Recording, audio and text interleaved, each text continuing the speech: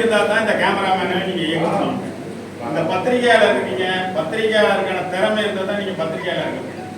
அது மாதிரி இவர்களுக்கென்று ஒரு இன்ஸ்டியூட் உருவாக்கப்பட்டு போர்ட்டே சொந்த செலவு பண்ணி அவங்கள தேர்வு செய்து அந்த தேர்வின் அடிப்படையில் 2 ஆண்டு பயிற்சி முடிஞ்சு அவங்களுக்கு என்ன உறுதி 3 ஆண்டு உறுதி முடிஞ்சு அவங்களுக்கு என்ன உறுதிமொழி அளிக்கப்பட்டதுன்னா உங்களுக்கு கன்ஃபார்ம் பண்ணுவோம் அப்படிங்கிற உறுதிமொழி அளிக்கப்பட்டது. அந்த உறுதிமொழி மட்டும் இல்ல, இவங்களுக்கு முந்தைய பணியில் இருந்த இதே பயிற்சி கொடுத்தவங்களுக்கு பர்மனன்ட் கொடுத்துட்டாங்க. அதே பர்மனன்சியை தான் 25 ஆண்டு. இது ஒரு அரசாங்கம், அது எந்த அரசாங்கம் யார் பேர் வேணாலும் பேர் சொல்லிக்கிங்க. ஆனால் எந்த ஒரு அரசாங்கமும் முதல் வேலை என்னன்னா ஒரு உறுதிமொழி கொடுத்துட்டா அந்த உறுதிமொழியிலிருந்து மாறக்கூடாது. அதைத்தான் நாங்கள் இங்கே சொல்றோம். எங்களுடைய கோரிக்கை என்னன்னா வேற 3வது தடவை ஒரு பிரைவேட் கம்பெனிக்காரன் ஏதாவது சொல்லிட்டு அந்த உறுதிமொழியிலிருந்து மாறிடலாம். அரசுக்கென்று ஒரு இது சட்டம் இருக்கு. நான் சரின்னு சொல்லிட்டு அதை நிறைவேற்றணும். அது எத்தனை காலமா இருந்தாலும் நீங்க பாத்தீங்கன்னா 25 ஆண்டுக்கு அப்புறமா அப்படின்னா இல்ல, 27 ஆண்டுக்கு உயிர் இருக்கு. அதனால நாங்க என்ன சொல்றோம்னா உடனடியாக இவங்க இந்த பயிற்சி முடிவுகளே கிடையாதுங்க. Special knowledge. இப்ப அமெரிக்காவில இருந்து ஒரு ஷிப் வருதுன்னா அதுல இருக்க பிளம்பிங்கே வேற, அமெரிக்காவில இருந்து ஒரு கேமரா வந்தா அந்த கேமராவுடைய திறமையே வேற, அதை இயக்குறதுக்கான வேற இருக்கு. அது மாதிரி இருக்கு, ஒவ்வொன்றும் வேற.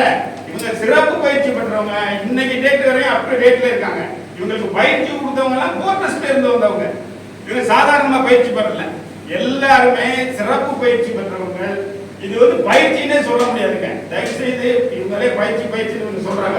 பயிற்சியே கிடையாது. இவங்க permanent employee. Is a permanent employee recruited for permanent post.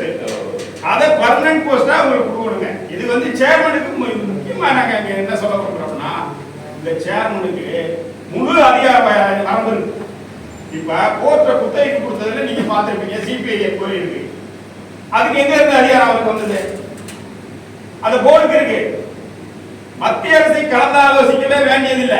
2வது இவர்கள்லாம் 3ஆம் நிலை ஊழியர்களுக்குங்க நேரடி அப்பாயின்மெண்ட் பண்ணலாங்க. பேங்க் எதுவுமே கிடையாது. நீங்க பாத்தீங்கன்னா பிரதமர் சொல்றாரு 2.5 லட்சம் வேகன்சி இந்த கடந்த 2 ஆண்டுகளில் ஃபுல் படி இருக்குன்னு சொல்லியிருக்காரு. அதுல இவங்க வர்றாங்க. என்ன காரணத்துக்காகவோ இதுக்கு ஏதோ ஒரு பின்புலத்துல இருந்து இவர்கள் மட்டும் இந்த 100 குடும்பத்தை சேர்ந்த 200 பேர் மட்டும் பாதிக்கும். 15 பேர் இறந்துட்டாங்க. தொடர்ச்சியா கத்துறோம். எங்களுடைய குரல் ஒழிக்கப்படல. தயவு செய்து அன்பார்ந்த பத்திரிகையாளர்கள் ஏதோ போற போக்கில் இதுவும் ஒரு பத்திரிகை செய்தியாக போட விடாமல் நல்ல செய்தியாக போட்டு உங்களை போன்ற உழைக்கும் சமூகத்தை சேர்ந்தவர்கள், நீங்களும் உழைப்பாளர்கள் தான், பத்திரிகையாளர்களும் ஒர்க்கர்ஸ் தான், பத்திரிகையாளர்களுக்கு தனி சட்டம் இருக்கு. அதனால தயவு செய்து இந்த செய்தி உங்களுடைய நிறுவனத்திட்ட சொல்லி ஒரு குறைந்தளவாவது ஒரு நிமிஷத்துக்காவது போடுவதற்கான வேலையை செய்து கொடுத்தீங்கன்னா நாங்கள் மனப்பூர்வமா நன்றாக இருப்போம். உங்களுக்கு ஒரு 200 குடும்பம் உங்களுக்கு நன்றியுடையதாக இருக்கும் என்று சொல்லி எனது பேச்சு முடிக்கிறேன். அனைவருக்கும் வணக்கம். ஒரு அரசாங்கம் ஒரு ராணுவ வீரர்களுக்கு பயிற்சி அளித்து பயிற்சி எல்லாம் முடிந்த பின்பு நீ ஒரு வாட்ச்மேன் வேலைக்கு போன்னு சொன்னால் எப்படி இருக்குமோ அது போல எங்களோட நிலைமை ஆக்கிட்டாங்க. 10ஆம் வகுப்பு தான் அதற்கு எஜுகேஷனுக்கு பாஸ்ன்னு சொல்லி கூப்பிட்டு வேலையை 3 வருஷம் ஃபுல்லாக ஒரு நாள் மட்டும்தான் வகுப்பு இருக்கும்.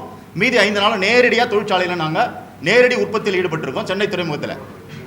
அப்படி இருக்கின்ற பட்சத்தில் நேரடி உற்பத்தியில் ஈடுபட்டாலுமே வேலைவாய்ப்பு உறுதின்னு தான் அங்கே இருந்தது. 89 வரைக்கும் அனைவருக்கும் வேலை கொடுத்தாங்க. அதுக்கப்புறம் 95 to 98 முடிச்ச அப்ரெண்டிஸ்க்கு வேலை கொடுத்துருக்காங்க சார். 39 பேருக்கு வேலை கொடுத்துருக்காங்க. அதோட ஆர்டர் காப்பி கையில் இருக்குது. அதை உங்கள் எல்லாருக்கும் கொடுத்துருக்கோம். 95 to 98 எங்களுக்கு அப்புறம் அந்த கேப் விட்டது என்ன காரணம் தெரியல. அந்த கேப் விட்டது என்ன காரணம் தெரியல. அதுக்கப்புறம் 99 to 2001 வரைக்கும் அப்ரெண்டிஸ்க்கு வேலை வாய்ப்பு கொடுத்துருக்காங்க. ஒரு குறிப்பிட்ட ஆட்களுக்கு தராங்க. அது இல்லாமல் அந்த பேன் என்பது சொல்கிறாங்க. எப்போ போய் கேட்டாலும் பேன் சொல்கிறாங்க. அந்த பேன் தடை நீங்கி உள்ளது என்பதை பாராளுமன்றத்தில் ஒரு மினிஸ்டருடைய கேள்விக்கு ஒருத்தருக்கு அடித்த பதில் இதில் இருக்குது.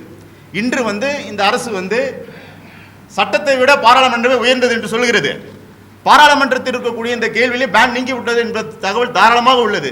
இதை அனைவரும் கருத்தில் கொண்டு பேன் என்பது ஒன்று இல்லை என்று சொன்னால் நம்ம மறுக்கிறாங்க. பேன் 100% இல்லை என்பதை எங்களுடைய அனைத்து ஆவணங்களும் உறுதி செய்து உள்ளது. அந்த ஆவணங்கள் அனைத்தையுமே 95 to 97 ஆட்கள் வழக்கு போட்டு காத்துட்டு இருக்காங்க. அதில் 39 பேருக்கு எடுத்துட்டாங்க. பாதி பேருக்கு சாப்பாடு போட்டு மீதி பேருக்கு எப்படி சார் சாப்பாடு போடாமல் அப்படின்னு சொல்லி வழக்கு போட்டிருக்காங்க. அந்த கேஸ் வெற்றி பெற நிலைமையில நிற்குது சார். சரி, இப்போ வந்து மக்களவை மாநிலங்களவை உறுப்பினர்கள் வந்து நம்ம சென்னையை சேர்ந்தவங்க இருப்பாங்களா, அவங்க கிட்ட சொன்னீங்களா, அவங்க ஏதாவது இதை பத்தியாவது பேசியிருக்காங்க நம்ம நாடாளுமன்றத்தில்? 3 நாளுக்கு முன்னாடி நாங்கள் சேர்மன் கிட்டே போனோம் சார். கடிதம் மக்களவை நாடாளுமன்ற உறுப்பினர்கள் சொல்லியிருக்கீங்களா? நம்மளால எதுவும் பேச முடியாது. நாங்கள் பேர் சொல்லாமல் சொல்கிறோம். நேரடியாக நாடாளுமன்ற உறுப்பினர்கள் சொல்லியிருக்கீங்களா? அவங்க சென்னையை சேர்ந்த நாடாளுமன்ற உறுப்பினர் என்ன சொன்னாங்க? மதுரை மக்களவை உறுப்பினர் மோகன் அவர்கள் பார்லிமெண்ட்ல பேசினாங்க.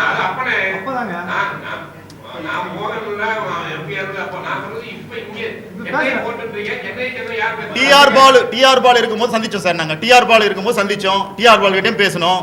அப்புறம் வாசன் சார் இருந்தார். வாசன் சாரையும் சந்திச்சோம். அவர்கிட்டயே நாங்க பேசணும். தொடர்ச்சியா நாங்க போராடிட்டோம். 30 வருடம் தொடர்ச்சி போராட்டம் இது. இன்னும் திடீர்னு வந்து இன்னைக்கு பேசல எங்களுக்கு.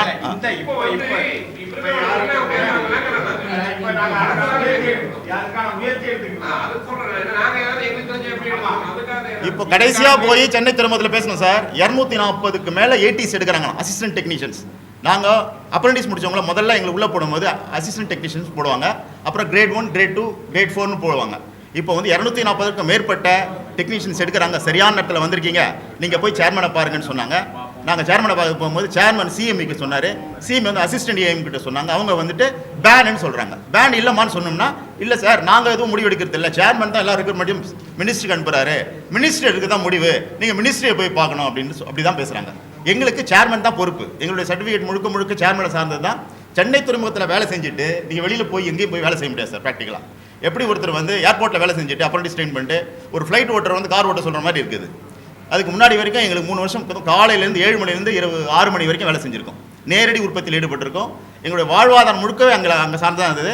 அப்போ 340 ரூபா ஸ்டைமன் கொடுத்தாங்க. இவ்வளோ தான் கொடுத்தாங்க. பஸ் ஃபேருக்கும் ட்ரெயினுக்கு தான் எங்களுக்கு ஆகும். நேரடி உற்பத்தியில் ஈடுபட்டிருக்கோம். ஏன்னா அப்படின்னு நாங்கள் போய் படிச்சுன்னு கேட்டோம்னா, காலேஜ் போயிருந்தோம்னா நாங்கள் பெரிய ஆளாக இருப்போம். ஏன் அந்த டைமில் அங்கே போய் படித்தோம், உடனே அப்பாயின்மெண்ட் 6 மாதத்தில் அப்பாயின்மெண்ட் கிடைக்கும். பெரிய அளவில் வந்து இதற்கான ஒரு போராட்டங்கிறது வந்து நம்ம செயல்படலைங்கிறது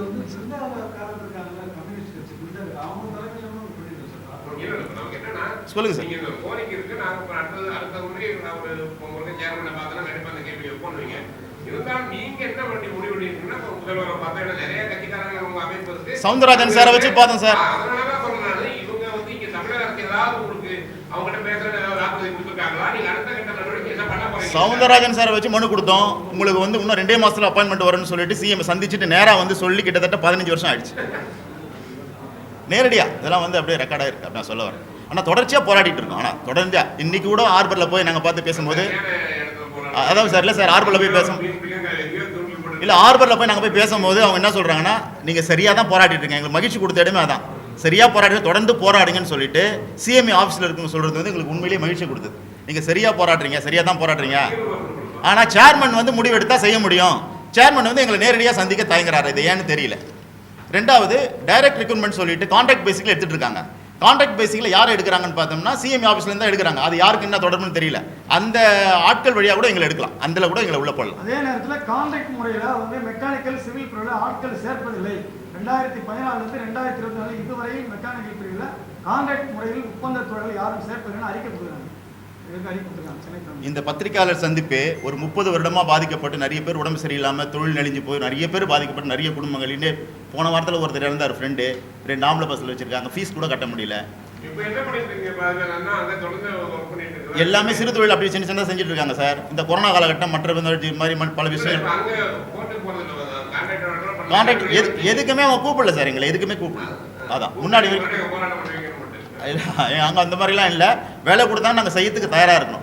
எங்களுக்கு இழப்புடன் கூடிய வேலை.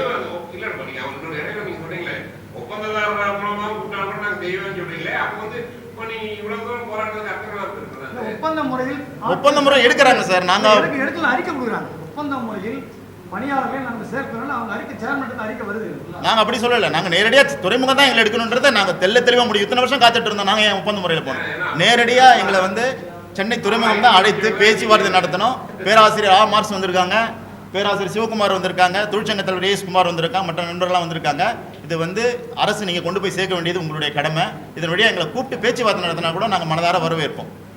மகிழ்ச்சி சார்.